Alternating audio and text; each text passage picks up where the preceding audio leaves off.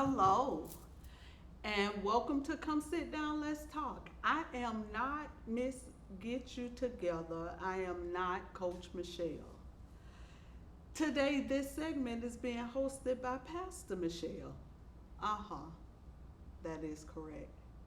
So, we want to thank you for joining this particular episode, which is going to be different than what we have done in the past, but it's so needed and necessary. So, in July of 2021, I started a ministry, and the name the Lord gave me was Embrace You Ministries.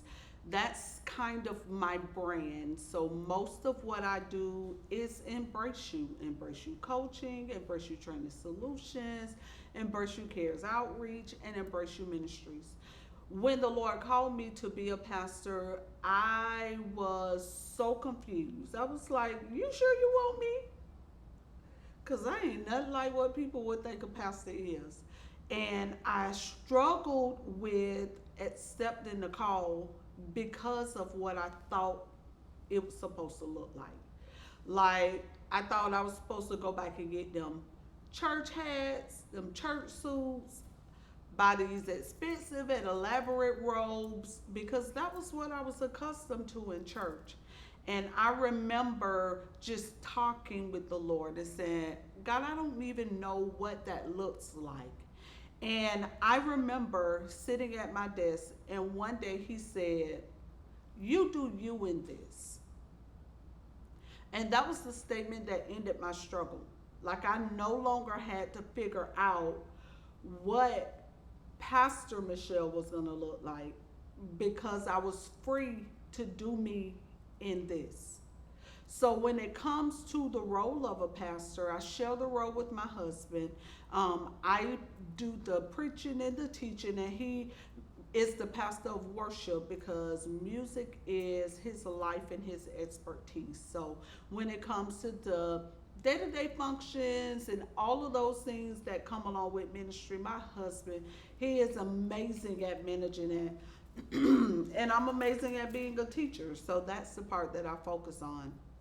Now, when it comes to being called as a pastor, we put boxes around what a pastor look like, how a pastor should be, what a pastor should wear, how great and holy and magistrate that a pastor should be when we're just people. Like, I have problems just like you do.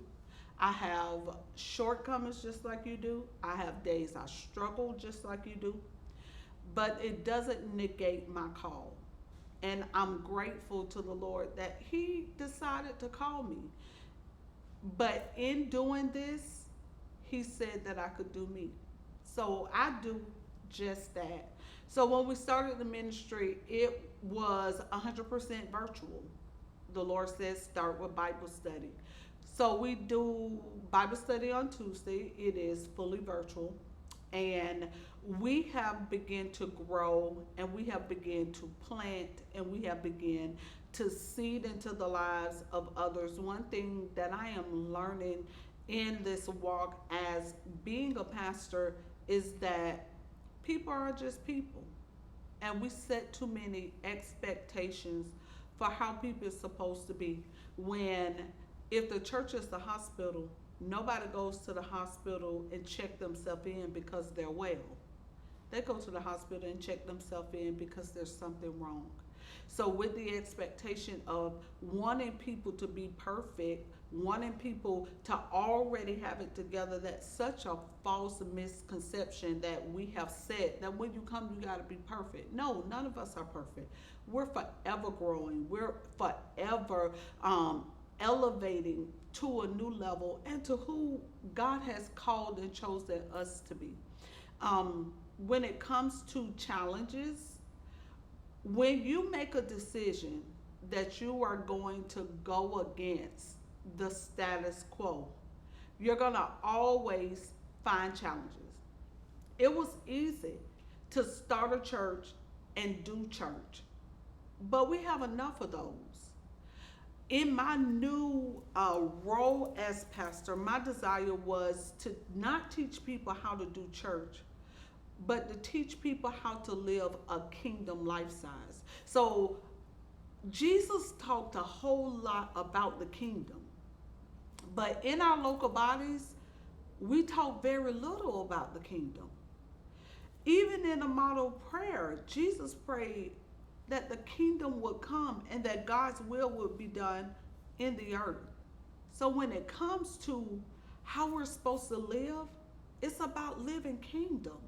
And one of the things that has really resonated is that when we start to live according to the kingdom's laws, principles, and systems, life makes sense.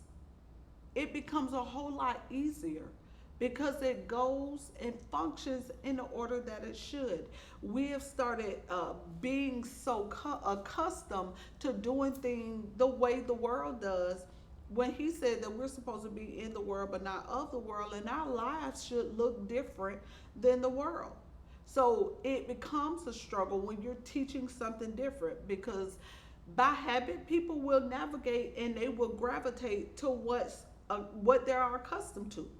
And even in the Bible, it says at the end time that they're going to have itchy ears, and that they're going to be seeking the word that makes them feel good and not that challenges their lifestyle.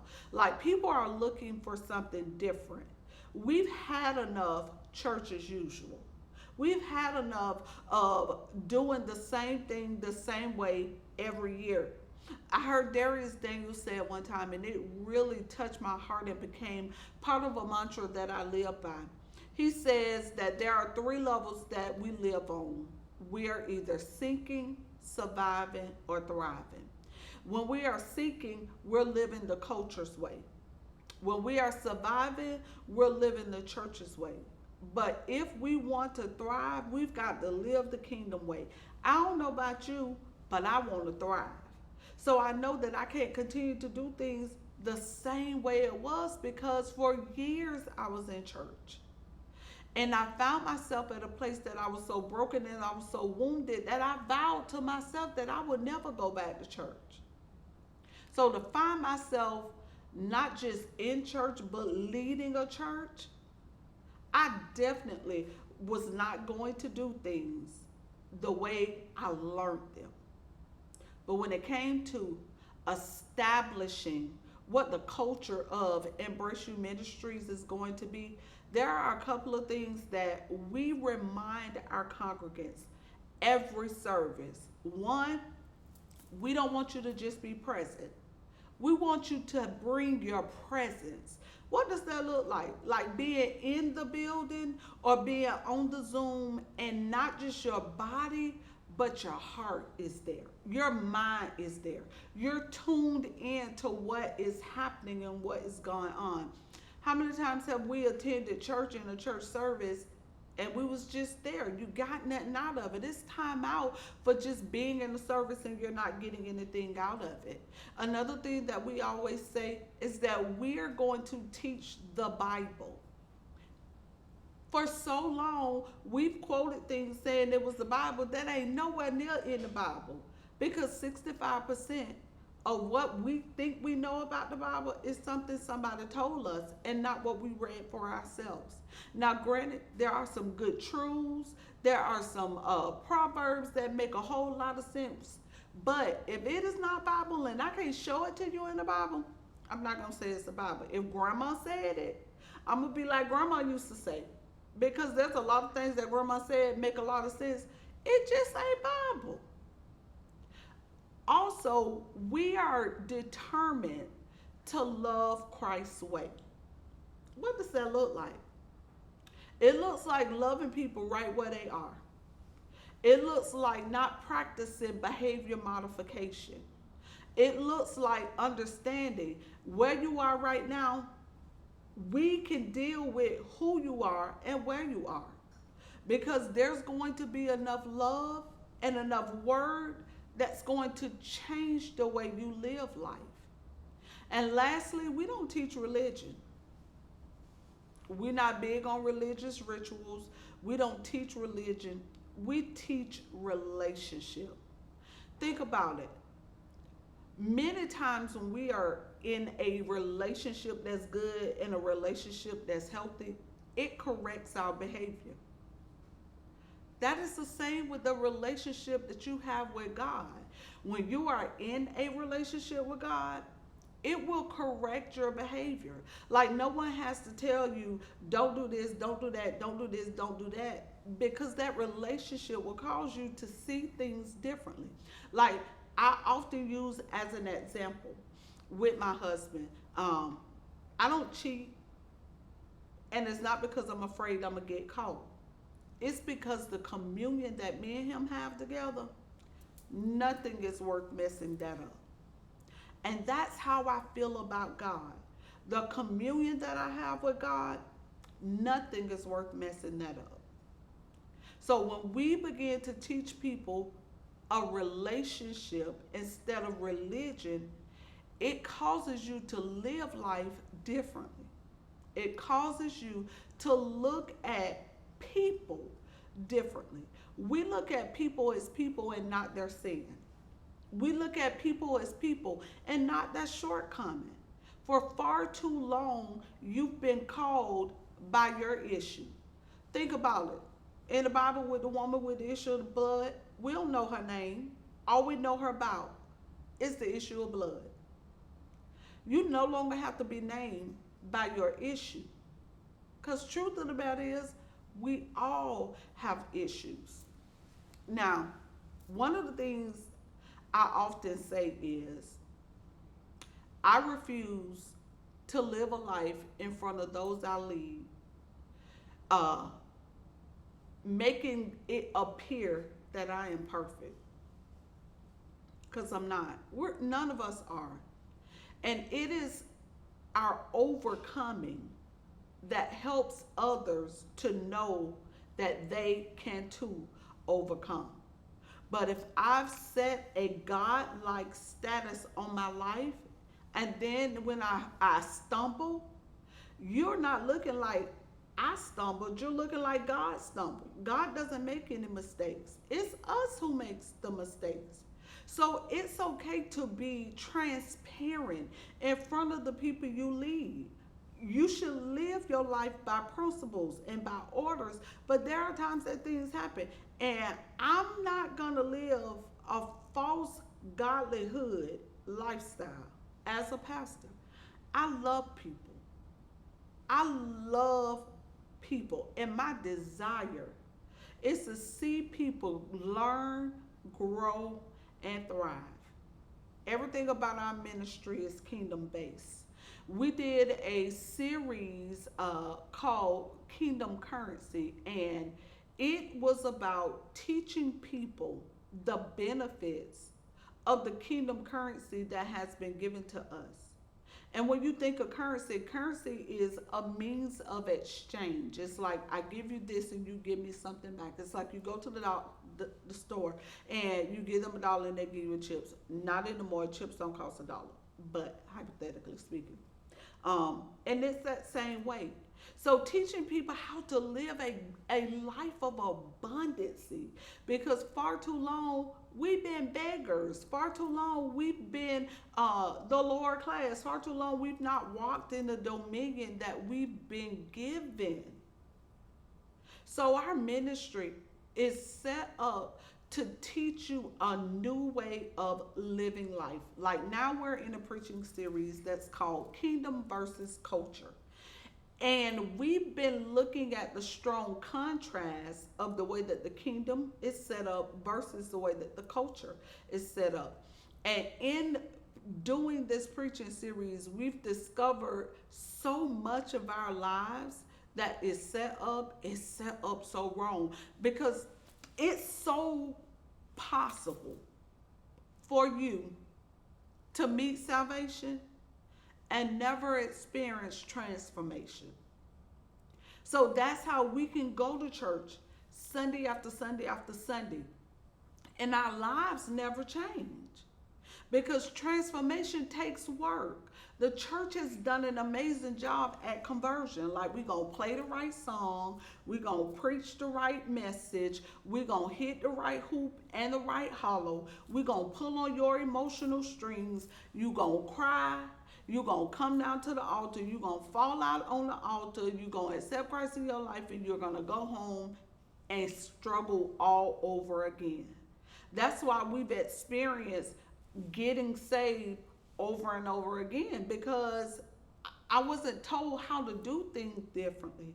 So I'm going to go back and do things just like I did. So when I come back to church Sunday, this emotional roller coaster starts over again. But when we take the time to not just bring people to Christ, but to walk them through the methods of Christ, we can live a life that's going to look different than the culture does. As long as we're bringing people to the altar, taking them through new member courses, and then find you somewhere to work, they're going to fail. They're going to fall. They're going to stumble. And then when we do, we think something's wrong with God, that we have an issue God can't fix. No, he's already done the work. Now it's your time to do the work. Romans 12:1-2, Paul talks about setting yourself aside as a sacrifice, a living sacrifice. So that's a choice. He talks about not being conformed, but being transformed. Like, you've got to move from conform to transform, and that's called process. And when it comes to renewing your mind, like that's a paradigm shift. I was sharing with one of my coaching classes, I was like, how many people have been in the church service and the pastor be like, oh, we can have a paradigm shift, and the whole church just go crazy. Like, I know I have. I done danced a couple of jigs and shout to a paradigm shift, not even knowing what it really meant. But when it comes to a paradigm shift, it's a change in your mind. It's a change in the mind maps. It's a change in the way you do things. And that only comes from going through the renewal process. So we've got to not just get saved, but we've got to also renew our mind. Like, God does the work on our heart, we got to do the work on our mind. And it's about being intentional about how you're living, intentional about the way you're living, and intentional about who you're living for.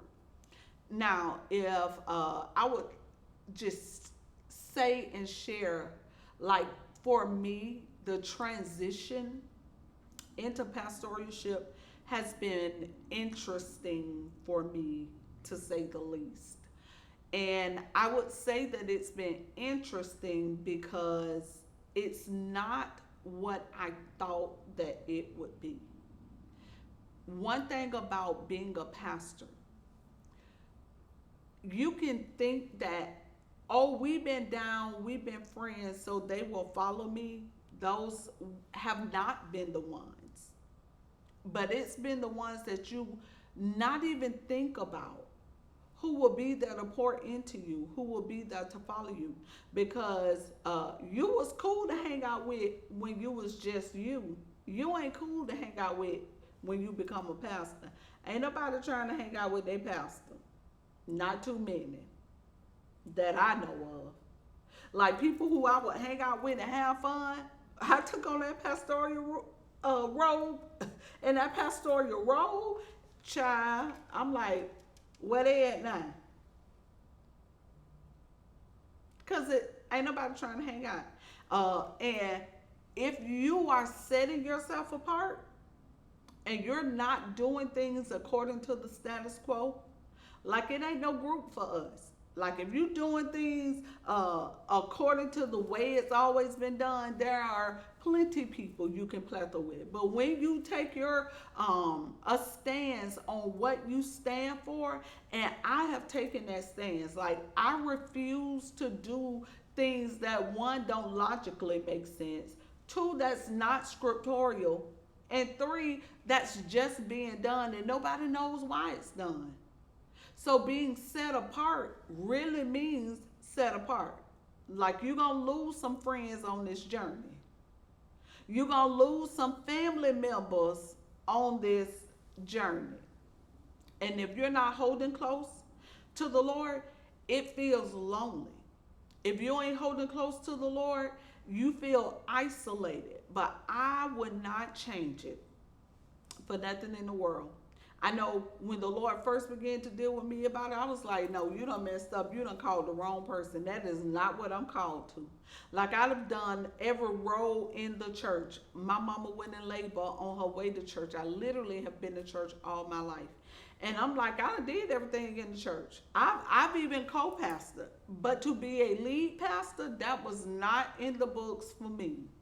I was like, Lord, you know, right now, my schedule is tight. How are you going to add something else? But when I began to think about all the things that the Lord had done for me, all the times I messed up and He got me out, all the times that I was at death's door and He spared me, all the times that I was so sick to the point of death and He spared me, how can I tell God no? How?